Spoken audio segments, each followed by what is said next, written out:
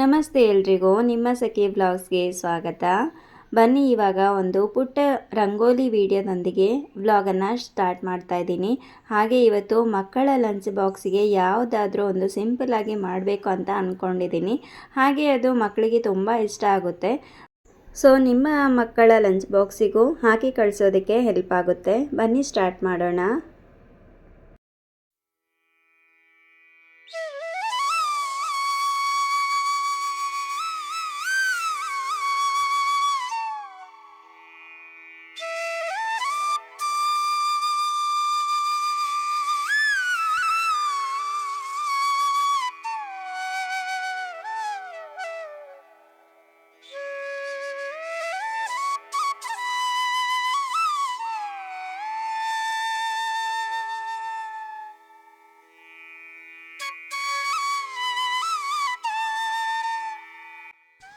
ಈಗ ನಾನು ತುಂಬ ಸಿಂಪಲ್ಲಾಗಿ ಆಗುವಂಥ ಒಂದು ರೆಸಿಪಿಯನ್ನು ಮಾಡ್ತಾಯಿದ್ದೀನಿ. ಸೊ ಬಾಂಬೆ ರವೆ ಇದೆಯಲ್ಲ, ಅದನ್ನು ಯೂಸ್ ಮಾಡಿಕೊಂಡು ಮಾಡ್ತಾಯಿದ್ದೀನಿ. ಈ ಒಂದು ರವೆಯಿಂದ ದೋಸೆನ ಮಾಡ್ತಾಯಿದ್ದೀನಿ. ಈ ಒಂದು ದೋಸೆ ನನ್ನ ಮಕ್ಕಳಿಗೆ ತುಂಬ ಅಂದರೆ ತುಂಬ ಇಷ್ಟ. ಹಾಗೆ ಇದನ್ನು ಯಾವ ರೀತಿ ಮಾಡೋದು ಅನ್ನೋದನ್ನು ಕೂಡ ಶೇರ್ ಮಾಡ್ತೀನಿ. ಹೊಸೊಬ್ಬರು ಯಾರಾದರೂ ನೋಡ್ತಾ ಇದ್ದರೆ ಪ್ಲೀಸ್ ನನ್ನ ಚಾನಲನ್ನು ಸಬ್ಸ್ಕ್ರೈಬ್ ಮಾಡಿ. ಹಾಗೆ ಈ ವಿಡಿಯೋ ಇಷ್ಟ ಆದರೆ, ರೆಸಿಪಿ ಇಷ್ಟ ಆದರೆ ಶೇರ್ ಮಾಡಿ, ಓಕೆನಾ? ಬನ್ನಿ ಇವಾಗ ನಾನು ಮೊದಲಿಗೆ ಬಾಂಬೆ ರವೆ ಒಂದು ಪ್ಯಾಕೆಟ್ ಅಂದರೆ ಅರ್ಧ ಕೆ ಜಿಯಷ್ಟು ತೊಗೊಂಡಿದ್ದೀನಿ ಪಾತ್ರೆಯಲ್ಲಿ, ನೋಡ್ತಾ ಇರ್ಬೋದು. ಹಾಗೆ ಇನ್ನೊಂದು ಕಡೆ ಒಂದು ಬೌಲಷ್ಟು ದಪ್ಪ ಅವಲಕ್ಕಿಯನ್ನು ನಾನು ನೆನೆಸಿ ಇಡ್ತಾಯಿದ್ದೀನಿ. ನಿಮ್ಮ ಹತ್ರ ದಪ್ಪ ಅವಲಕ್ಕಿ ಇಲ್ಲ ಅಂದರೆ ತೆಳು ಅವಲಕ್ಕಿ ಕೂಡ ನೀವು ನೆನೆಸಿ ಇಟ್ಕೊಳ್ಬೋದು. ಹಾಗೆ ಇಲ್ಲಿ ನಾನು ಈ ಒಂದು ರವೆಗೆ ಒಂದು ಸ್ವಲ್ಪ ನೀರು ಹಾಕಿ ನೆನೆ ಇಡ್ತಾಯಿದ್ದೀನಿ.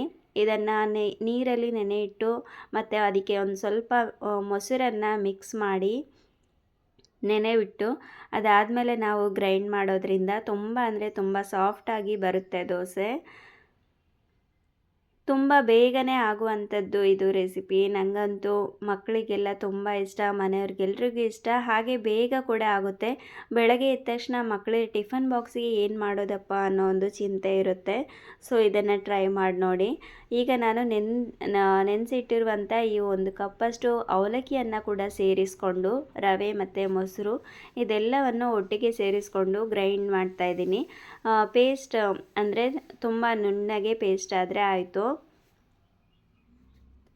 ನೀರು ಹಾಕಿ ಗ್ರೈಂಡ್ ಮಾಡಿ, ತುಂಬ ತರಿ ಏನು ಬೇಡ, ನೈಸಾಗಿ ರುಬ್ಕೊಂಡ್ರೆ ನಮಗೆ ದೋಸೆ ಮಾಡಲಿಕ್ಕೆ ಒಳ್ಳೆಯದಾಗುತ್ತೆ. ಮಸಾಲೆ ದೋಸೆ ಹಿಟ್ಟು ಹೇಗಿರುತ್ತೆ ಹಾಗೆ ತಿಕ್ ಕನ್ಸಿಸ್ಟೆನ್ಸಿ ಇರಬೇಕು ಆಗುತ್ತೆ.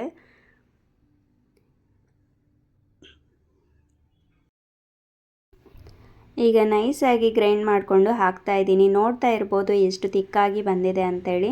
ಇಷ್ಟು ತಿಕ್ಕಾಗಿದ್ದರೆ ದೋಸೆ ತುಂಬ ಸ್ಪಾಂಜಿಯಾಗಿ ಬರುತ್ತೆ. ಹಾಗೆ ಉಳಿದಂಥ ಹಿಟ್ಟನ್ನು ಕೂಡ ನಾನು ಉಳಿದಂಥ ರವೆಯನ್ನು ಕೂಡ ಸೇರಿಸ್ಕೊಂಡು ಗ್ರೈಂಡ್ ಮಾಡ್ತಾಯಿದ್ದೀನಿ. ಅರ್ಧ ಕೆ ಜಿ ಆಗಿರೋದ್ರಿಂದ ಒಂದೇ ಸಲಕ್ಕೆ ಹಿಡ್ಸಲ್ಲ, ಹಾಗಾಗಿ ಅರ್ಧ ಸೇರಿಸ್ಕೊಂಡು ಗ್ರೈಂಡ್ ಮಾಡ್ತಾಯಿದ್ದೀನಿ. ಗ್ರೈಂಡ್ ಮಾಡಿದ ಮೇಲೆ ನೀಟಾಗಿ ಎಲ್ಲನೂ ಮಿಕ್ಸ್ ಮಾಡಿಕೊಂಡ್ರೆ ಆಯಿತು ಹಿಟ್ಟನ್ನು. ಫುಲ್ ಕಂಪ್ಲೀಟಾಗಿ ಇವಾಗ ಗ್ರೈಂಡ್ ಮಾಡಿ ಆಗಿದೆ. ಈಗ ನಾನು ಇದಕ್ಕೆ ರುಚಿಗೆ ತಕ್ಕಷ್ಟು ಉಪ್ಪನ್ನು ಸೇರಿಸ್ಕೊಂಡು ಚೆನ್ನಾಗಿ ಅದನ್ನು ಮಿಕ್ಸ್ ಮಾಡಿ ಅದಾದಮೇಲೆ ದೋಸೆ ಹಾಕಲಿಕ್ಕೆ ರೆಡಿ ಮಾಡ್ತೇನೆ.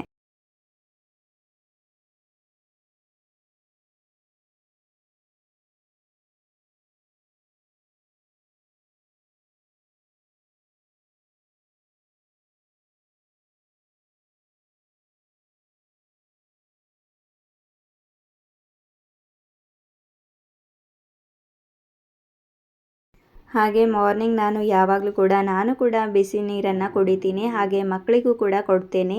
ಈಗ ನಾನು ಬಿಸಿ ನೀರನ್ನು ಕಾಯಲಿಕ್ಕೆ ಇಡ್ತಾಯಿದ್ದೀನಿ. ಮಕ್ಕಳಿಗೆ ಕೊಟ್ಟು ಅದಾದಮೇಲೆ ನಾನಿಲ್ಲಿ ಚಟ್ನಿಗೆ ರೆಡಿ ಮಾಡ್ಕೊಳ್ತಾ ಇದ್ದೀನಿ. ದೋಸೆ ಬ್ಯಾಟರ್ ಅಂತೂ ರೆಡಿಯಾಗಿದೆ.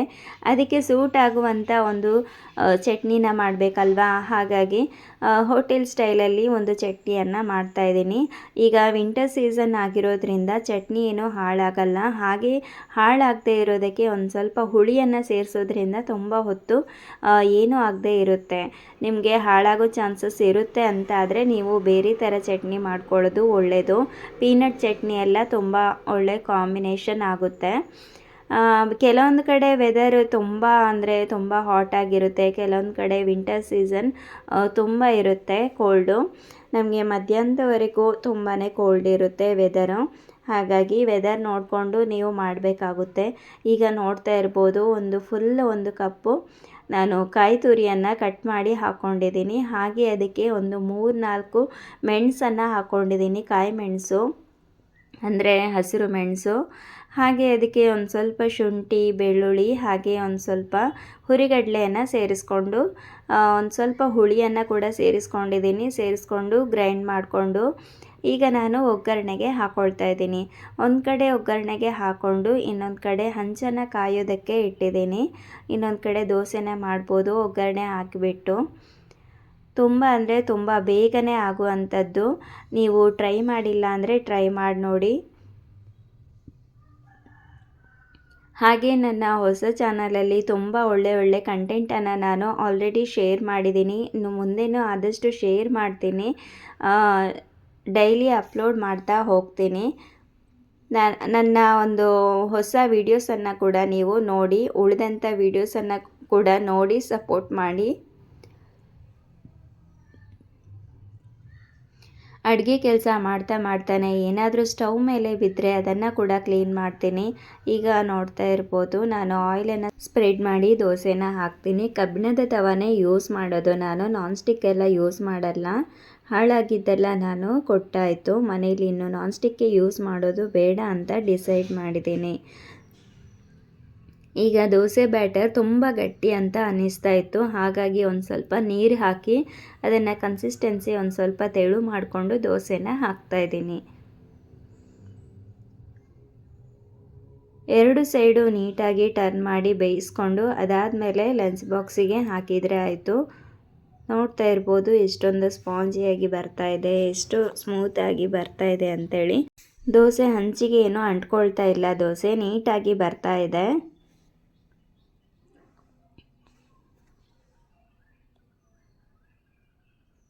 ಕೆಲವೊಂದು ದೋಸೆ ಬಿಸಿ ಇರುವಾಗಲೇ ತಿನ್ನೋದಕ್ಕೆ ಇಷ್ಟ ಆಗುತ್ತೆ, ಕೆಲವೊಂದು ಆರಿದ ಮೇಲೂ ತಿನ್ಬೋದು. ಬಟ್ ಈ ದೋಸೆ ಮಾತ್ರ ಆರಿದ ಮೇಲೂ ತಿನ್ಬೋದು, ತುಂಬಾ ಚೆನ್ನಾಗಿರುತ್ತೆ.